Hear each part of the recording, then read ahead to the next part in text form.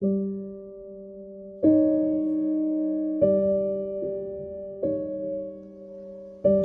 and gentlemen, you are about to listen to episode 2 of After Eleanor Died, a thrilling original tale created by Bishop Auckland Theatre Society, interwoven with 4 Victorian ghost stories. So, turn out the lights, turn up the volume, and don't look too closely at the shadows.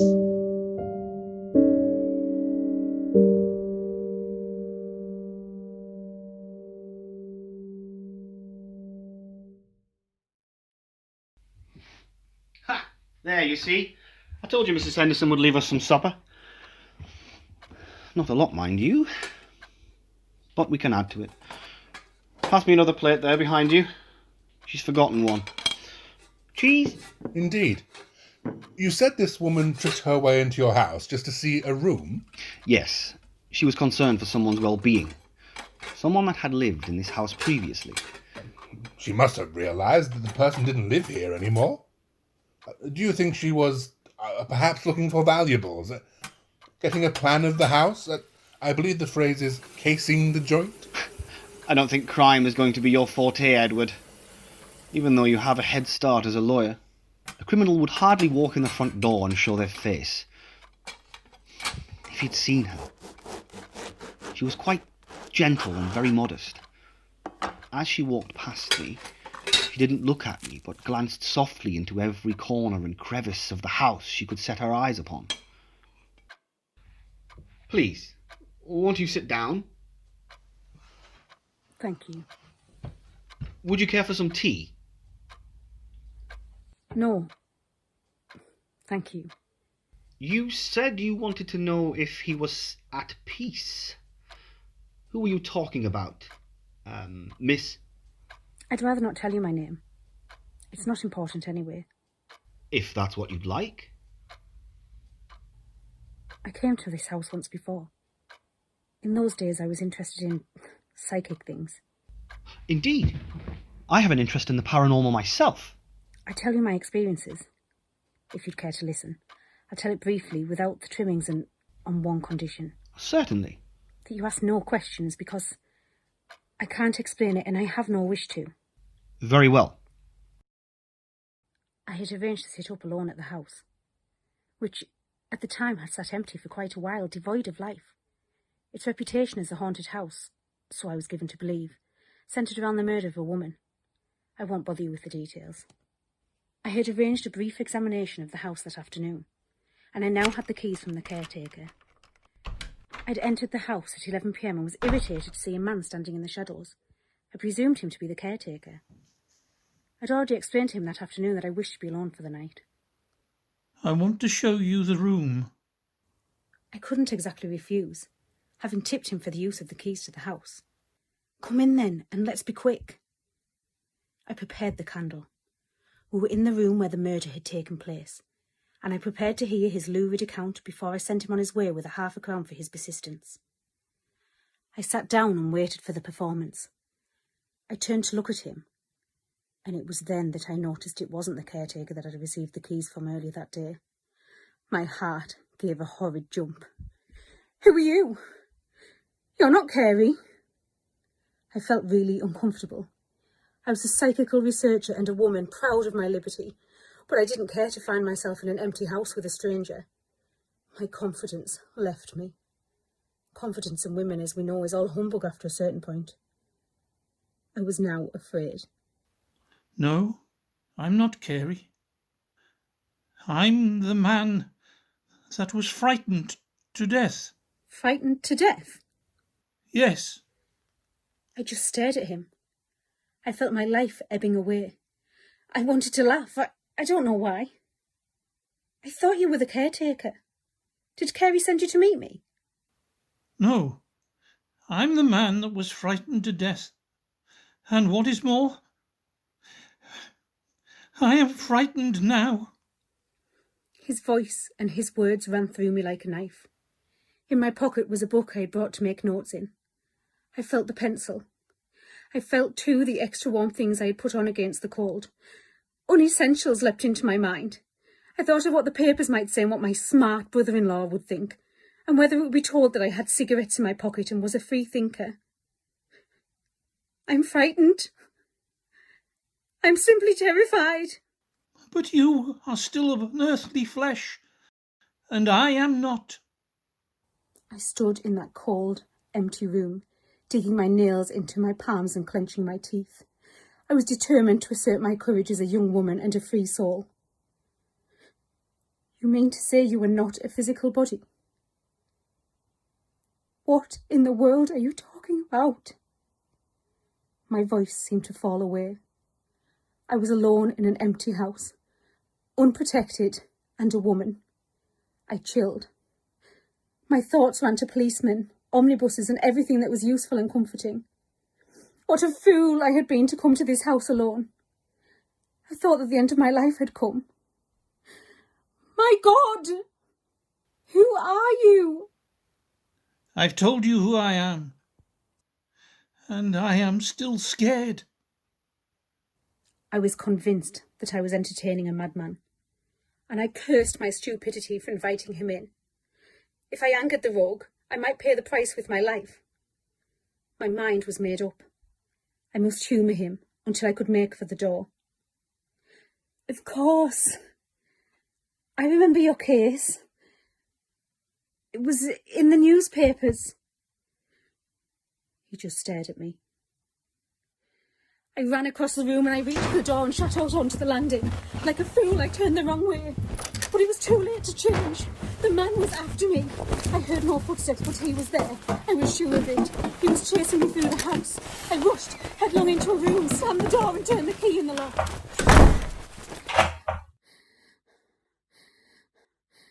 I was safe. My heart was beating like a drum. But a second later it seemed to stop altogether, for I could see that I was not alone in the room. I was terrified, because now I had locked myself in with this man. Maybe there were two men in the house. What could it all mean? I slumped to the floor and lay there. Then something in me changed. My fear, which had been physical, became psychical. I became afraid in my soul instead of in my heart. And then, somehow from within, I knew immediately who this man was. How did you get in here? You'd find me in any room you went into. I am part of this house. It's my condition that keeps me here. I want someone to change that, and then I can be free. All I ask for is understanding. No more than that. I want love. I wanted to scream and cry and laugh, all at the same time, for my emotions were exhausted and a numbness was coming over me. I felt for the matches in my pocket and moved towards a candle. I should be much happier if you didn't light the candle. I find the light uncomfortable. Oh, you needn't be afraid. I won't harm you. I can't touch you.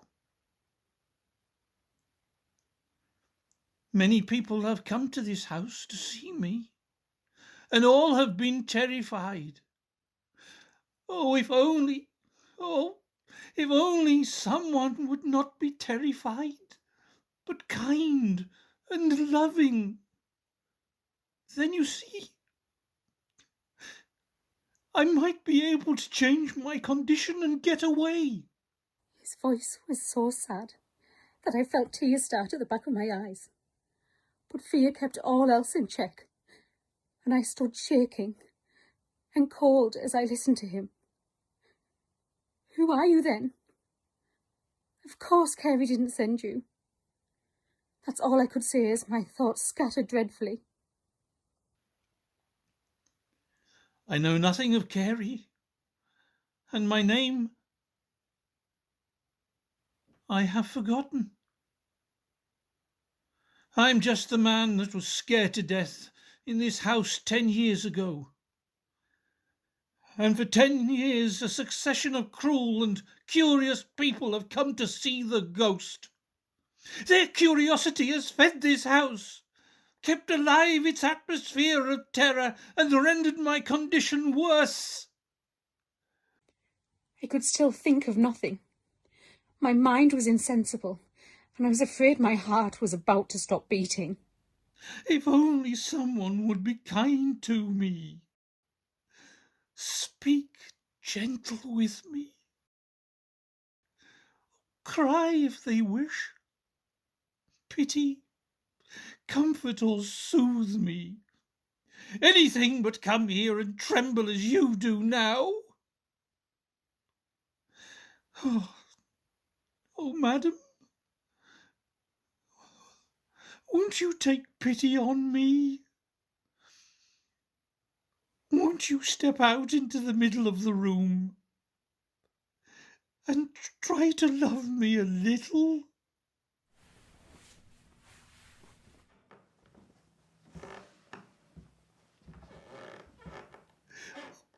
Oh, by God!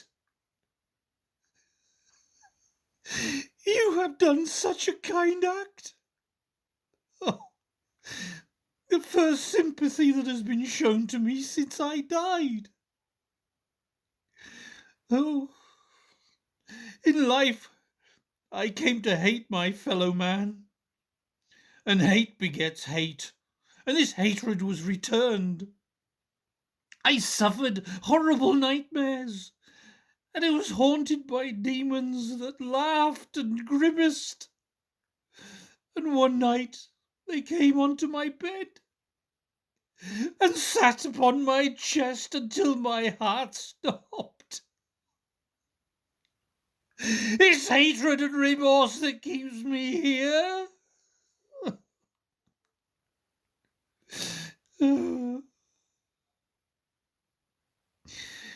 You came here this afternoon. I followed you. Oh, I could smell your eau de cologne in the air as you walked past me. I wondered then if I could touch your heart and so escape this house. I confess, my heart began to ache as the fear left me, and the man's words sank their sad meaning into me. I moved a step nearer to him, horribly frightened, but with the beginnings of a strange determination in my heart. Release me from this house. Oh, madam, I ask you to be kind and gentle, and if you can, oh, love me a little. My heart leapt within me, and this time the tears did come, for I could not restrain them. I laughed too, for the way that he called me madam sounded so odd. But my laughter turned into a flood of weeping when I saw how my change of feeling affected him. Put your arms around me and kiss me, for the love of God. Oh, kiss me and I shall be free. You have done so much already. Now please, please do this. Forget that I am a ghost and press me to you with a kiss. And let your love flow into me. Love me and I shall be free. Pity and love were in my heart at that moment. Genuine pity, and I swear I had genuine love for him.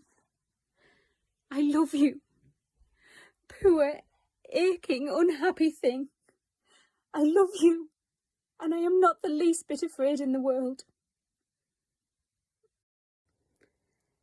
How can I describe to you, to all those sceptical people, the amazing sensation of holding an intangible, impalpable thing so closely to my heart that it touched my body all the way down and then melted away somewhere into my very being? It was a moment of ecstasy, a flaming sweetness that thrilled down into me. My heart gave another great leap. And then I was alone. The room was empty. All fear had left me, and something was singing around me in the air and in my heart like the joy of a spring morning. I unlocked the door and went all over the dark house, but it was empty. Something had left it. I was told later, by the owner, that so many people had heard of the ghost, that he thought it acted upon their feeble minds. He'd invented a story. The story the owner gave you of a woman being murdered was not the true story of the haunting. The truth was, a cousin of his went mad in this house and killed himself in a fit of morbid terror, after many years of miserable hypochondria. It was his ghost people saw. And the ghost you saw? The ghost I saw could not have been caused by the imagination. She sat there for a short while, silent. I felt I couldn't say anything for fear of breaking some psychological bond that you may have with the room. Then she stood up, thanked me for my time, said goodbye, and that she would see herself out. On her way, she stopped for a moment, smiled to herself as she looked around the room and left. Could she be suffering from some sort of trauma? That maybe she was rejected by her fiancé? That did occur to me as well. But then her story would have been about a man she knows and not a stranger. Did you inquire further into her story? A man did indeed kill himself in one of the rooms upstairs, but she would have been quite young at the time. There were stories of a ghost in the house for many years. Then, 3 or 4 years ago, according to the local villagers, the ghost seemed to have vanished. I'm certain that story will start a lively debate if you eventually use it during one of your lectures. Lectures, I hope, that are maybe a year or so away? We'll see. Either way, I'm sure it will. Thank you, Edward. For what? For coming here to see me. You didn't have to. You could have done all the paperwork from that cramped office of yours. You've helped immensely in the past, and even now in this past hour. You're a good friend, and I've missed you. To friends! Indeed. To friends. Well, come on, let's go and raise a mug of tea.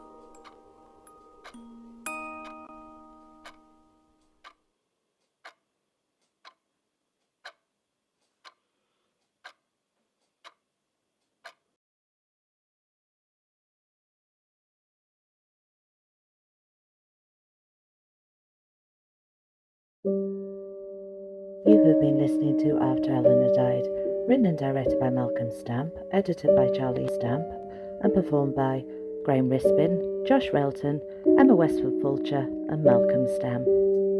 If you enjoyed this performance, please consider donating to help keep amateur theatre alive in our town. You can do this by visiting bishopaucklandtheatresociety.co.uk/audio dramas. Thank you for your generosity. Episode 3 of this series will air on Bishop FM and Bishop Auckland Theatre Society's Facebook page tomorrow evening at 6 p.m. Thank you for listening.